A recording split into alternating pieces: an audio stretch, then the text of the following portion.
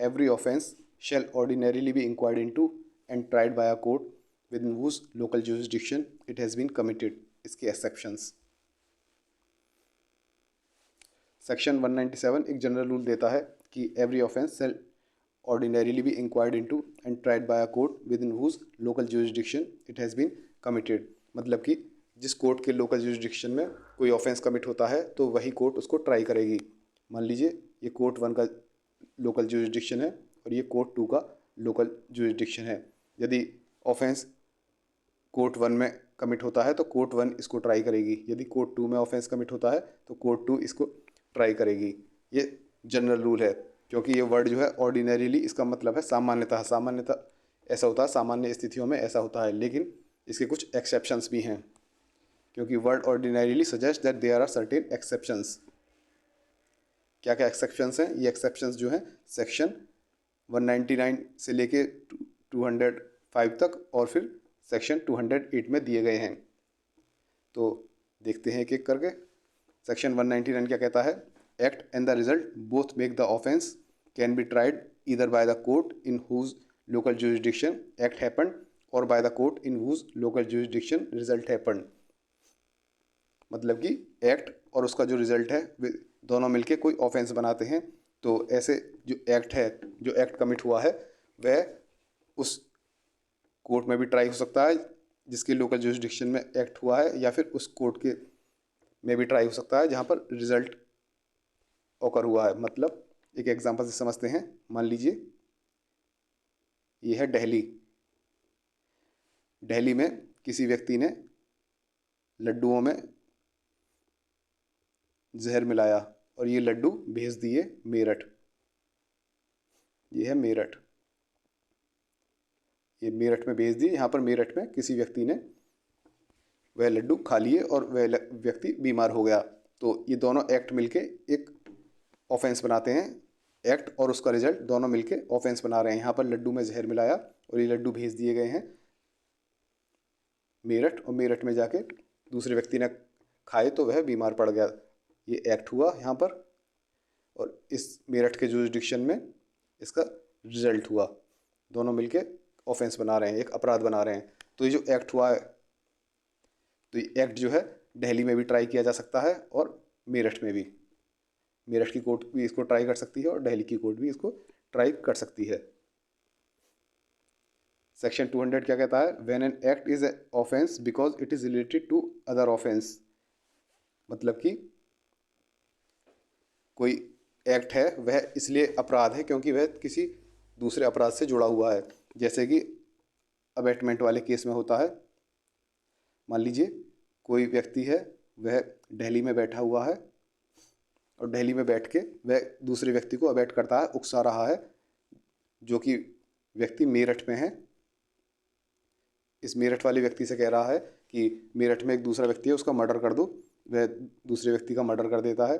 तो यहाँ पे एक्ट तो यहाँ पे हुआ उकसाने का, यहाँ पे मर्डर हो गया। मर्डर एक ऑफेंस है क्योंकि उसने मर्डर कर दिया, इसलिए जो अब उकसाना जो है, अब अबेट जो करना है, ये भी क्राइम बन गया, एक्ट भी ऑफेंस बन गया। ये एक्ट जो है इस ऑफेंस से रिलेटेड है, इसलिए ये एक्ट भी ऑफेंस बन गया। तो ऐसी कंडीशन में ये जो एक्ट है ये दिल्ली में भी ट्राई किया जा सकता है और ये मेरठ में भी ट्राई किया जा सकता है। आई होप आपको समझ में आ गया होगा। एक्ट जो है, when an act is offence because it is related to other offence.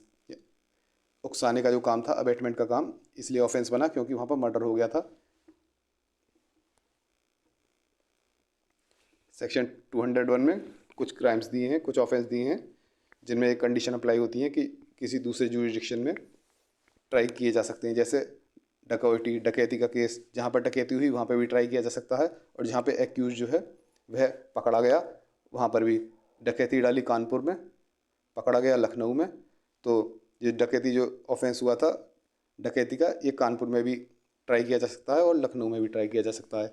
Kidnapping के केस में जहाँ से किडनैप किया वहाँ पे भी ट्राई किया जा सकता है, और जहाँ पर किडनैप करके छिपा के रखा है वहाँ पर भी। किडनैप किया दिल्ली में, छिपा के रखा जयपुर में, तो दोनों जगह ही ट्राई किया जा सकता है। ऐसी थेफ्ट, एक्सटॉर्शन, रॉबरी, इन केसेस में भी जहाँ थेफ्ट हुआ, जहाँ चोरी हुई वहाँ पर भी, और जहाँ चोरी का सामान पकड़ा गया वहाँ पर भी ट्राई किया जा सकता है। ऐसे ही क्रिमिनल मिसअप्रोप्रिएशन और breach of trust in cases में भी जहाँ ऑफेंस हुआ और जहाँ पार्ट ऑफ प्रॉपर्टी रिसीव हुई, दोनों जगह। सेक्शन 202 में भी कुछ कंडीशंस दे रखी हैं, जैसे इलेक्ट्रॉनिक कम्युनिकेशन के माध्यम से कोई चीटिंग होती है तो वहाँ पर सेंडिंग और रिसीव प्लेस दोनों ही जगह केस किया जा सकता है, ट्राई किया जा सकता है। जैसे कोई स्कैमर है, उसने बैंक के तौर पे SMS भेजा कि मैं फ़लाना फ़लाना बैंक से हूँ, अपना OTP बताइए। वो रहता है दिल्ली में, भेजा उसने बॉम्बे में, तो ये इलेक्ट्रॉनिक माध्यम के थ्रू उसने SMS भेजा है, इलेक्ट्रॉनिक माध्यम के थ्रू उसने चीटिंग की है। तो इस केस में सेंडिंग प्लेस पे भी, जहाँ से सेंड किया गया है मैसेज, वहाँ पर भी ट्राई किया जा सकता है, जहाँ पर रिसीव हुआ है वहाँ पर भी। ऐसे ही चीटिंग इन डिलीवरी, जहाँ से मान लीजिए कोई सामान है, उस डिलीवरी में फ्रॉड किया गया है, मंगाया था आईफोन, निकली उसमें ईंट, तो सेंडिंग प्लेस पे भी और जहाँ रिसीव किया गया है वहाँ पर भी केस किया जा सकता है। बाईगेमी वाली केस में भी, जहाँ बाईगेमी हुई है, दूसरी शादी हुई है, और जहाँ पहले स्पाउस के साथ रहते थे वहाँ वहाँ पर भी केस किया जा सकता है। या फिर पहली फर्स्ट वाइफ जहाँ रहती है वो वहाँ पर भी केस कर सकती है यदि उसके हस्बैंड ने कहीं और जाकर शादी कर ली है। ऐसे ही सेक्शन 203 में कहते हैं जर्नी वाली केस, तो मान लीजिए कोई व्यक्ति दिल्ली से लखनऊ जा रहा है ट्रेन से, ठीक है, बीच में पड़ गए इसमें गाज़ियाबाद, उसके बाद मान लीजिए अलीगढ़ पड़ गया, आगरा पड़ गया, ये सब सिटीज़ पड़ गए। तो मान लीजिए इस ट्रेन की जर्नी के दौरान ही कोई घटना कमिट होती है, कोई ऑफेंस कमिट होता है, अपराध होता है, तो उस अपराध की जांच इन सभी जुरिडिक्शन में कहीं भी की जा सकती है जहाँ जहाँ से वह ट्रेन गुजरी है। सेक्शन 204 कहता है offences can be tried together, any court competent to try any of the offences. मतलब कि यदि एक से ज़्यादा ऑफेंस किए हैं किसी व्यक्ति ने, मान लीजिए उसने डकैती डाली, आज डकैती डाली उसने, फिर 6 महीने बाद उसने मर्डर कर दिया, फिर ये आपका जॉइंडर ऑफ चार्जेस वाले केस हैं जो हमने चार्जेस वाले चैप्टर में पढ़े थे। जैसे कुछ कंडीशंस थी जिन कंडीशंस के अंदर अलग अलग ऑफेंसेस का एक साथ ट्रायल किया जा सकता है। तो इसमें होता क्या था, मान लीजिए सेम काइंड के ऑफेंस किसी व्यक्ति ने किए हैं, मान लीजिए आज उसने क्या कहते हैं जनवरी में उसने डकैती डाली, फिर उसके बाद मार्च में उसने डकैती डाली, उसके बाद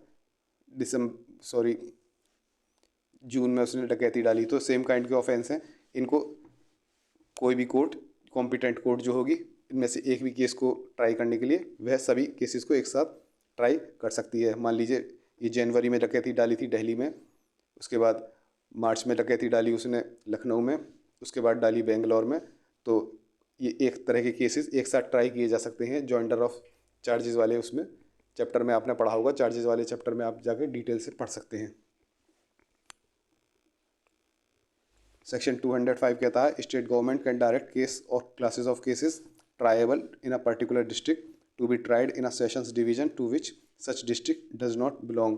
मतलब कि मान लीजिए आप रहते हो मेरठ में, यहाँ पर आपके साथ कोई साइबर फ्रॉड हुआ है, तो लेकिन स्टेट गवर्नमेंट ने स्पेसिफाई किया है कि साइबर फ्रॉड जो हैं, साइबर केसेस जो हैं वे लखनऊ के स्पेशल कोर्ट में ही ट्राई किए जाएं। तो ऐसी कंडीशन में ऑफेंस तो कमिट हुआ है मेरठ में, लेकिन गवर्नमेंट ने डायरेक्ट किया है कि कुछ इस तरह के फ्रॉड जो हैं साइबर से रिलेटेड वह लखनऊ में ट्राई किए जाएँ। तो इस कंडीशन में ये एक्ट जो है दूसरी जगह ट्राई किया जा रहा है, दूसरे जुरिडिक्शन में ट्राई किया जा रहा है। ऐसे ही सेक्शन 208 कहता है जो भारत से बाहर ऑफेंसेस कमिट होते हैं, तो ऐसी कंडीशन में मान लीजिए लंदन में कोई ऑफेंस कमिट हुआ और वह व्यक्ति लंदन से फिर फ़्लाइट पकड़ के आया और वह दिल्ली में उतरा, तो उसके ऊपर दिल्ली के जुरिडिक्शन में भी, दिल्ली कोर्ट के जुरिडिक्शन में भी ऑफेंस ट्राई हो सकता है। या फिर जहाँ पर ऑफेंस रजिस्टर्ड हुआ, मान लीजिए इसने लंदन से फ्रॉड किया, फ्रॉड जिसके साथ हुआ वह लखनऊ में रहता है, उस व्यक्ति ने लखनऊ में केस रजिस्टर किया, तो ऑफेंस तो कमिट हुआ था लंदन में, लेकिन केस ट्राई हो सकता है लखनऊ में भी। तो ये सारी कंडीशंस हैं जहाँ पर ऑफेंस कहीं और कमिट हो रहा है लेकिन ट्राई करने वाला कोर्ट दूसरा है।